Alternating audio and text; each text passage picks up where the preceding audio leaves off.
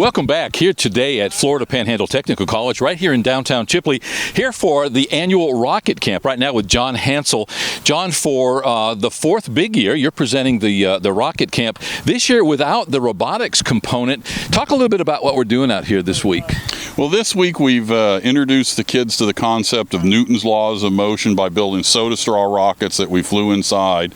Then we got involved with a little bit better rocketry by building rockets out of soda bottles and flying them with water and compressed air, and learned about Boyle's gas law. Today we're stepping it up another notch. We're using motors that are propelled by black powder, and the kids have all built rockets. And so we've had a whole gambit of a little bit of physics. We've had to learn a little bit of geometry, a little bit of trig, so that we could figure out what we're doing all week.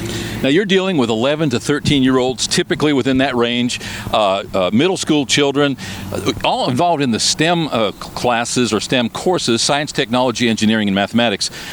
I am just totally impressed, and this is our fourth year of covering the event, and I'm still impressed. Some of these kids are just well advanced above what I would expect. The other day, watching you ask them questions, they know how long it takes to get to Mars. They know the escape velocity from the moon. Pretty amazing stuff, and it has to be heartening for you to be able to deal with this group of kids. Yeah, and what I find when I do these programs is the kids are smart and they're well educated, but they lack practical application. So this is a hobby that's fun. We can get wet. We can do all kinds of things inside now, but we're using a little physics, a little algebra, a little math, a little trig, and we're showing how they can put all that together and use it for something and have fun while we're doing it. Well, and you put your finger on it. If you make it fun, they don't know they're learning at the same time. That said, these kids want to learn. These kids are great. We've had a great bunch of kids this week. Every one of them is picked up on everything we're doing. They've all built really nice little rockets. You know, barring the rain here, we're going to have a great little launch here in another 15 or 20 minutes. I'm excited. We're here on the campus of Florida Panhandle Technical College, again for the fourth big year. The Technical College making available the venue, but you yourself donating your time year after year. We've got other companies and corporate partners that come to the table. This is indeed a community effort. Yeah, it really is. I retired from the Navy base down in Panama City 5 years ago, so my time is free and available, and so this is my give back to the public after I had a really good career that the taxpayer paid for my education and career. Your time may be available, but I would beg to differ that it's free. We want you to know that we appreciate you taking that week every year, and we don't discount that. Just because you're retired doesn't mean that we shouldn't be taking advantage of that brain pool. How many guys out there, how many women, people in general, who have your kind of years of experience that we're really kind of discarding and not taking advantage of? Well, that's part of the whole STEM program. The last 2 weeks we were at FSU. We've exposed a mess of teachers to STEM. They now have contacts to engineers and physicists and chemists at the Navy base, so that we're trying to grow this, show that there's an outreach of pool and talent at some of the Navy bases and other schools and Air Force bases around here that you can tap on to bring people that have hands-on experience in the classroom and help these teachers keep the kids interested in the STEM curriculum. If you had to take a wild guess, how many of these young adults do you figure will actually end up in this field of endeavor and pursue careers in any of those STEM fields, particularly as we talk about now, engineering, the space program, that sort of thing? Well, there's a young man I met a number of years ago at our field where we fly. He was mowing the grass at the sod farm, and I kept track of him through all these different programs, and now he's one of our very successful engineers at the Navy base there, having graduated as an electrical engineer from FSU. It's phenomenal. Success story after success story. Again, thanks for your time. Thanks for taking the time to carve out right now to speak to us. More importantly, thanks for your dedication. As you point out, this is not the only seminar that you do in the course of the year. We probably, there's no better use of your time, I would venture to say, though, that than what you are, and you definitely see those results. Well, it keeps me out and keeps me active, and these kids, they keep me going. I mean, I'd be a whole lot older than I am now if these kids weren't keeping me young. In years past, the Thursday or Friday of the week, we had the actual robotics competition. Your wife actually joined you as one of the judges.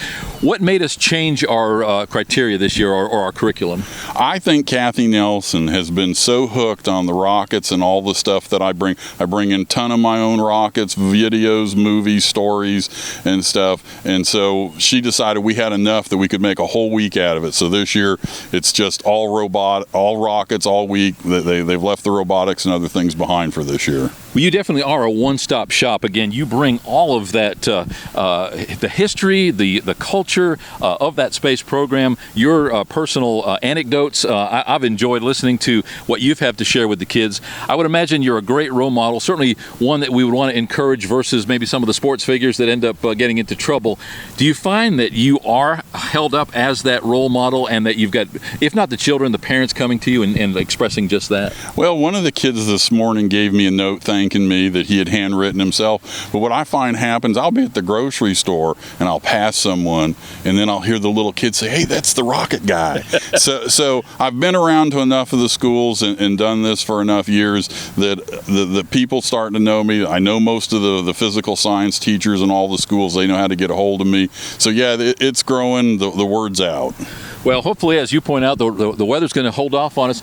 This is perfect conditions for photo and video as far as we're concerned, so we like it overcast. If it holds off raining, we're going to experience some firsthand rocketry here in just a minute. We've got like 35, 40 rockets to launch. Some of them got parachute streamers on them.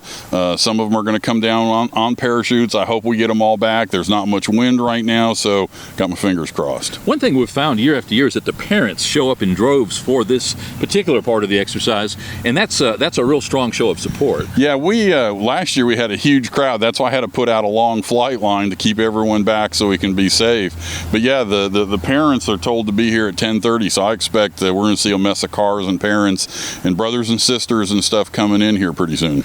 Well, this puts a good spotlight on Florida Panhandle Technical College, certainly. Our entire Washington County School District benefits. I know Superintendent Joe Taylor has been out here in the past. We're looking for him today.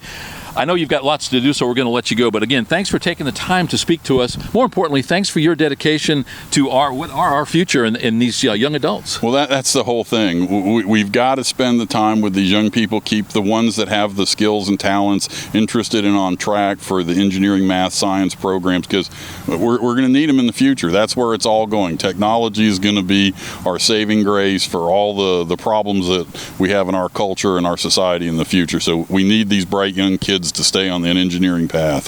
Thanks again for speaking to us and for being here this week. Thank you. Here right now with John Hansel, long-time involvement in the space program, most recently at the Navy base in Panama City. A mentor, a role model for these young adults here at the STEM camp this week at Florida Panhandle Technical College. This week dedicated all to rockets, and in just a minute we're going to see the fruition of that week's work. And if you'd like to be more involved in what we've got going on here or learn more about the 40 degree and certification programs we offer right here at Florida Panhandle Technical College, you can go to our website, fptc.edu. We'll be right back.